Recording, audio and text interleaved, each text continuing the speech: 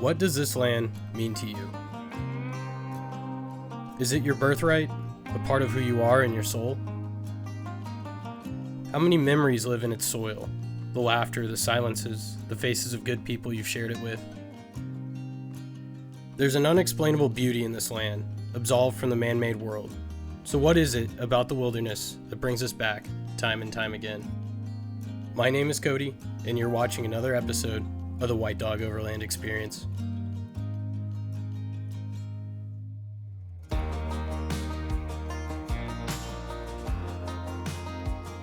We venture out here for, pretty obvious reasons. It's the beauty. It doesn't have this postmodern nihilistic type of architecture. It's like a never-ending painting with the brushstrokes only the divinity of God can possess. But aside from its beauty, it's the true freedom. It's the denial of oneself at the whim of the unpredictable. It's the escape from the knowing, the norm, the routine, to a place where routine seems so far out of touch. It's a chaotic masterpiece with the semblance of perfection, yet no two things look the same. It's a place where a heritage is visually seen, where ancestors paid for with blood. And it may have been their true frontier, but today, this is the only close replica we have to that. To many of us, it's our temple, it's our church, a place where we feel God's work at hand.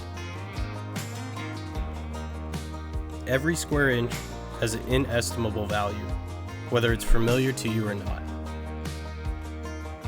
It's not something that you can put a price tag on. There's no amount of money on earth that can replace what the wilderness is. Land like this is not a commodity to be bought, sold, or exploited. It's a sacred thread woven into the human soul, a living inheritance that nourishes our spirit and deserves reverence, not profit. That's why we come out here. It's like having all the riches in the world, yet being no different than the ordinary man.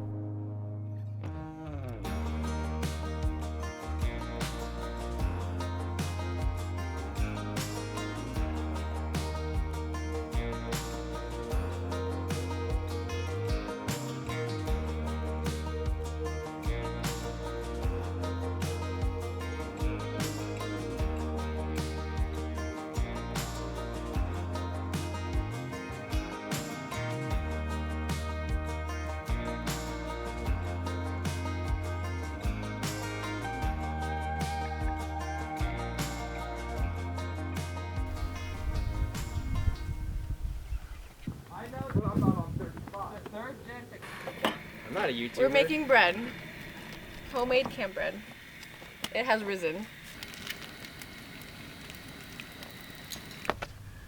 Oh, good morning, my friends, and welcome back to another one. It's about 7:30 in the morning. We are camped out right now above Schnebley Hill. We were planning to make it all the way to Flagstaff yesterday, but Johnny had some overheating problems, so we decided to come to this spot.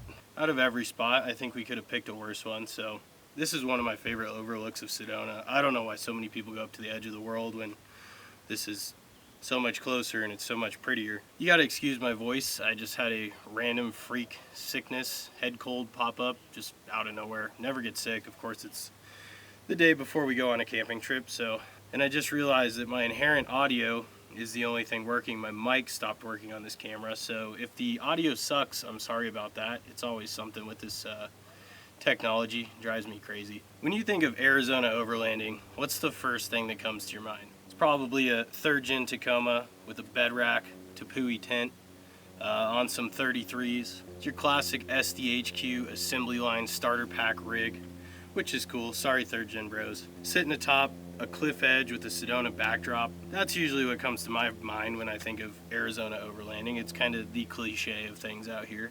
People travel from all over the country to go hit up the edge of the world. They dream of getting that spot right on the edge to get their awesome Instagram pictures, and honestly, I've done that before too. But in those Instagram posts, they make it look a lot more secluded than it really is. Last time I was here, there was 15 razors blasting awful Morgan Wallen with Subarus camped on top of van lifers, camped on top of overlanders, all in this one small area. It was a nightmare. And I'm sure if you've been up here before, you've experienced that. But I'm set this weekend on finding spots secluded away from these really popular high trafficked areas that have views, and that's exactly what we're going to try to go find. I've explored that whole rim pretty extensively, but there's a few trails I've yet to try, and I'm pretty certain they pop out to a nice vista with the red rock backdrop, and I doubt there's going to be any people. So we're going to try to get that done today and tomorrow, see what we find, and I'm going to document it and show you guys where the awesome spots are at.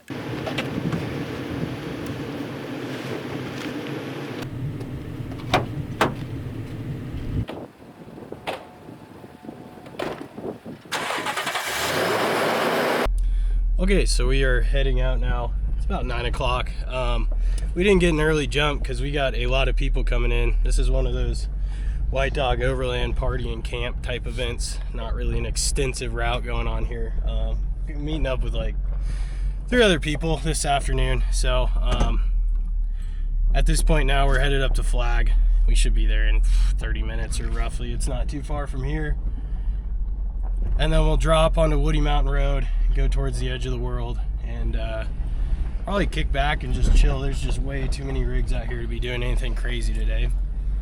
And once again, I have my girlfriend Kenna back out here. She's been to Sedona, but she's never seen these really cool areas of Sedona. So just the tourist spots. Just the tourist stuff. So we're gonna go find some pretty spots. I'm gonna try to find some off the beaten path overlook spots for you guys so you know where to come and where to beat the crowds.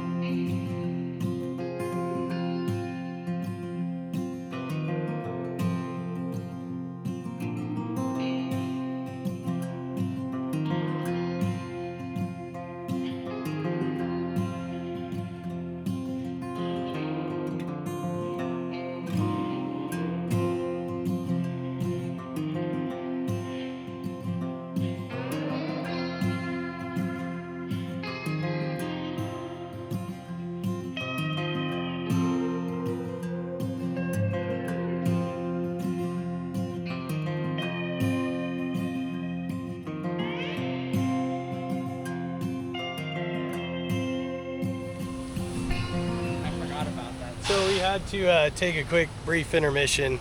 We made it to Flagstaff. My truck was starting to shake really bad on the highway, and we discovered there's a really big bubble in this tire.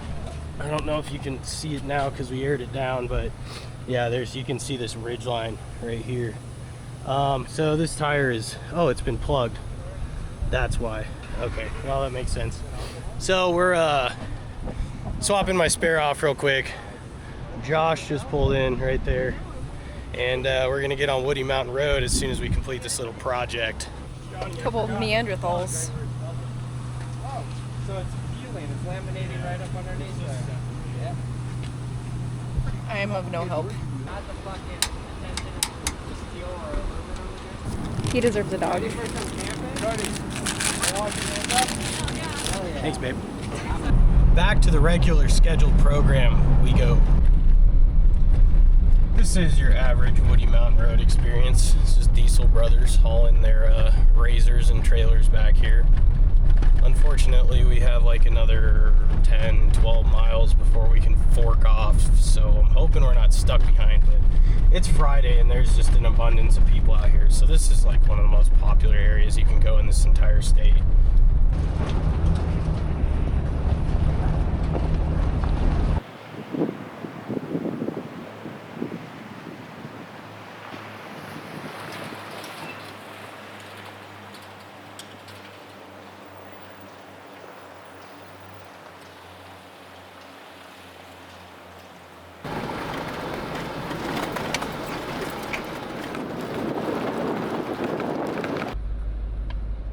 So we've made it to the spot I initially intended to go. I've been trying to camp here for a couple of years. I love this spot. It is gorgeous. It's way down a long kind of rugged shit road. You can see this view is just stellar. Everything is quite exquisite out here. The spot's big enough for the 3 other rigs we have coming in.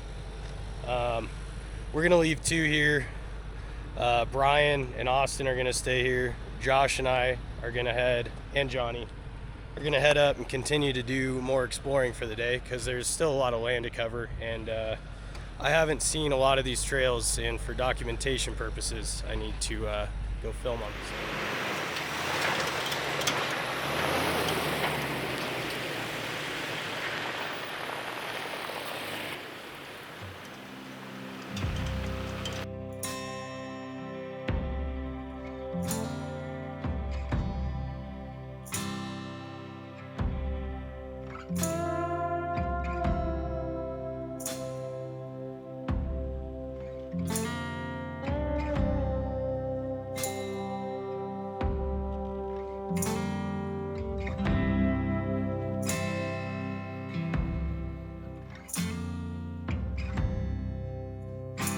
I enjoy just about every aspect of these trips, but my favorite thing to do is drive down dead-end roads. I know exactly what you're thinking. Out of everything to do out here, that's my choice in activity. Well, I have a philosophy. If someone took the time to carve out a road, there's likely something at the end of it that's worth the efforts. Sometimes I'm left empty-handed. I burnt the time and the fuel to hit the end of the track with no treasure in sight. But other times, you can drive up on something really unique. A dumping ground for an old rancher's equipment, dilapidated cabins to mine shafts, and to me, every mile is worth it.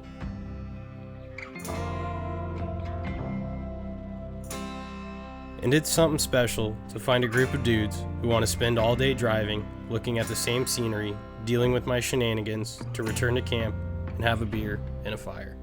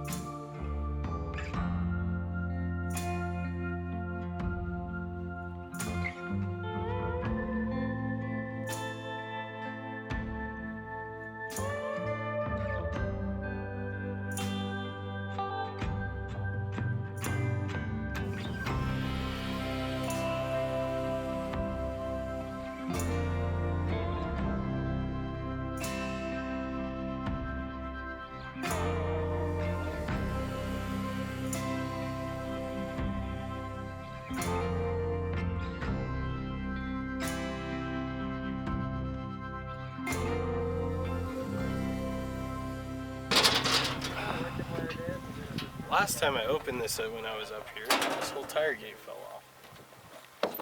But I lock it in place.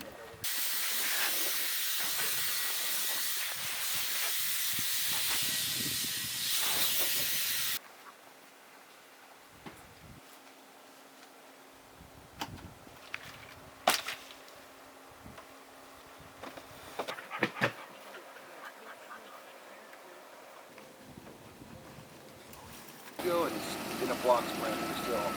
But I was on the East Coast and it got so cold. So I'll let you know. But like Jagger Decks, people like that. Right. Johnny, are these onions in this burger? Yeah. Oh, cool. Wait, which burger is that? So the money that's you don't want to pay taxes at the end of the year.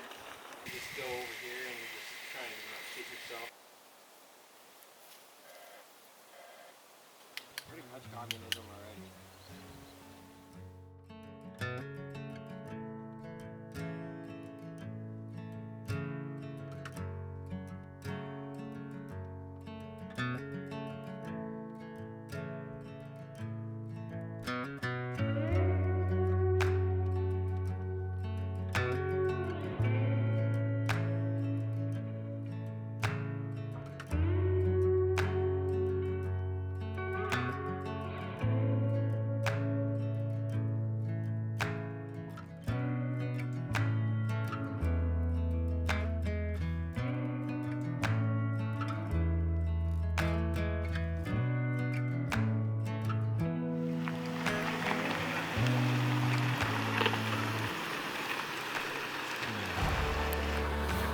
What's up, Dave from On the Roam again? How's it going? Good, how are you, buddy?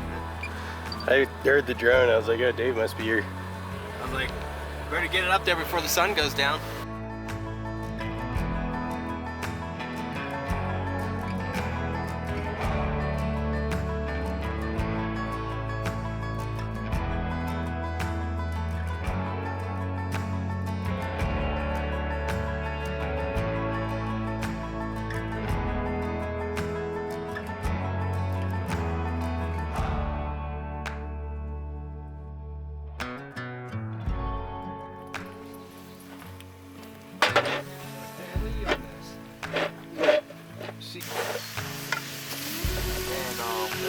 They're way lower maintenance.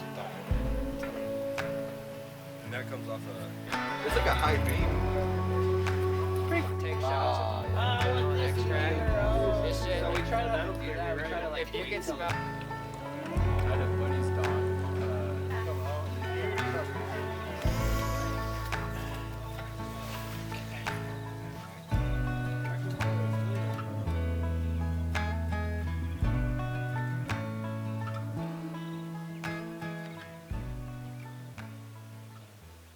Not like this. I was out already, but. Yeah. Done this morning. You saw my butt? It was really, really nice. Thanks. It's a girl butt, so it's not a. You don't have to feel bad about it. No, it was full. It was It's a really good- nice. It's a Like good my- butt. Oh, test. Literally, it's the first one. That's limited run. Yeah, I like it. Support your friends. Support your friends. Support the cops. Support the cops. Johnny's watching Cops for some reason.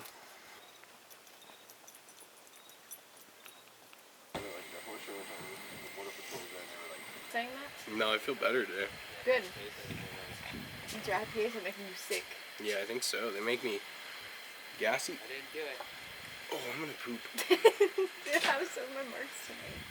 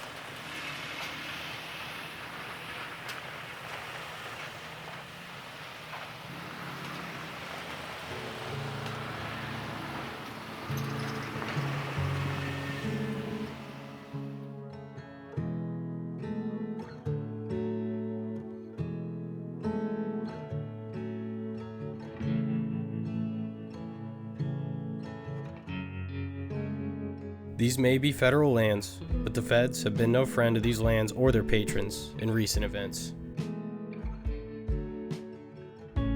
They thought we wouldn't notice. They thought we'd stay quiet, divided by hobbies, by labels, by the way we choose to connect with the land. But they underestimated something very powerful. They underestimated us. We hike it, we hunt it, we drive its back roads, we sleep beneath its stars. We come from different paths, off-roaders, hikers, hunters, campers, but when Mike Lee tried to sell off our public land, we came together. It's because this land isn't just dirt and trees, it's part of who we are. It's where we find peace, purpose, and connection. So we spoke up, we stood our ground, and we proved that when you threaten the land, you awaken everyone who loves it. This land brought a huge community together, and together, we'll keep it wild.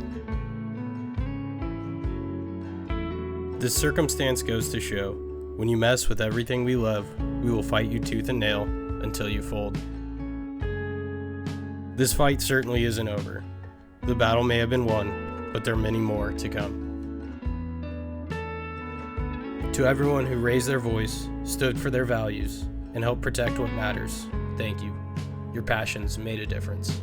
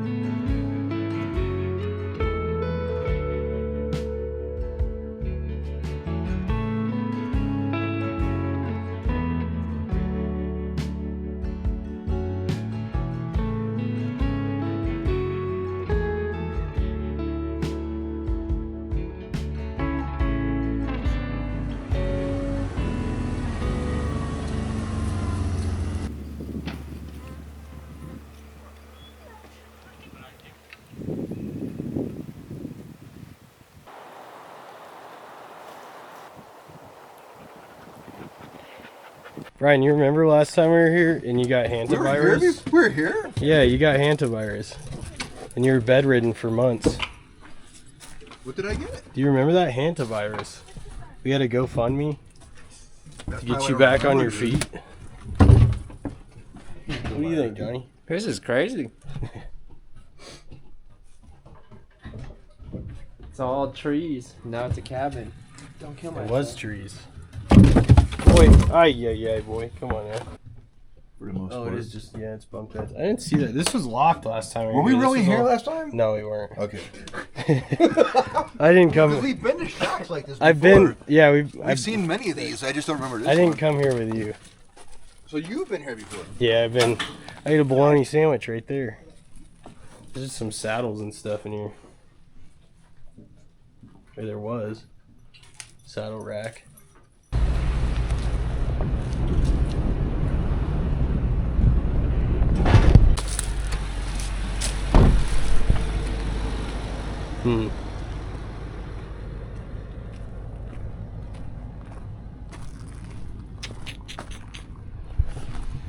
I guess it's winch time.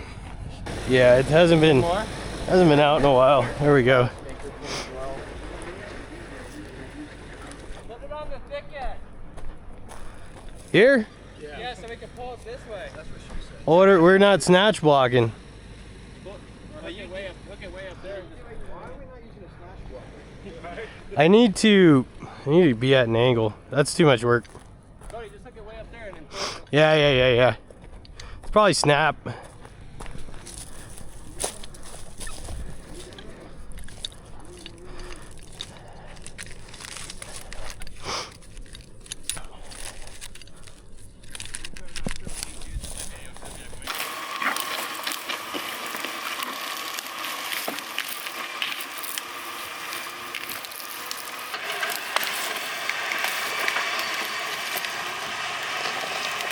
Now let's turn around. Here, let me do my part.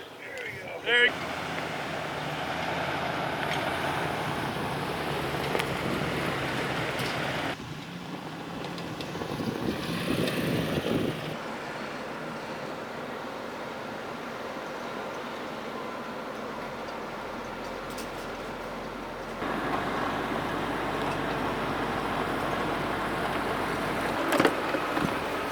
Come on.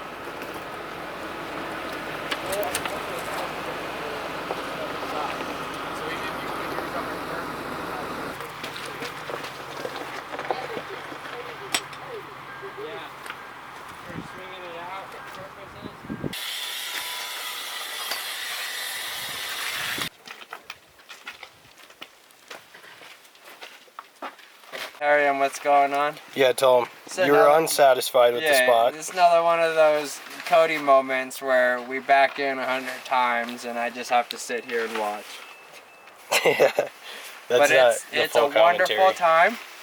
We got a beautiful view and my arm is on fire. What's really happening is Johnny got really upset with this spot. He said it sucks, and he said it sucked to begin with. Actually, I told him that. So now we're packing up all this. We're gonna move over Yonder. where Johnny wants to go. Over yonder.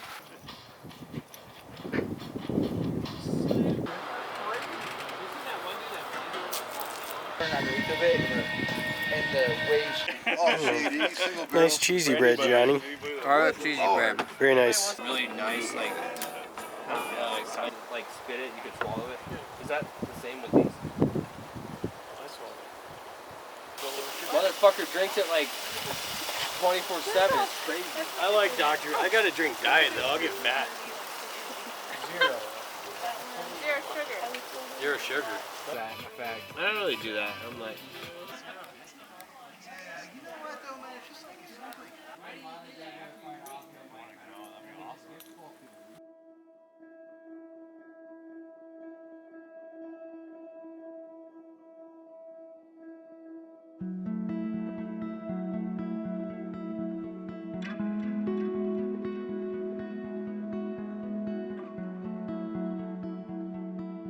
If you ask me what this land means to me, I honestly couldn't give you a straight answer.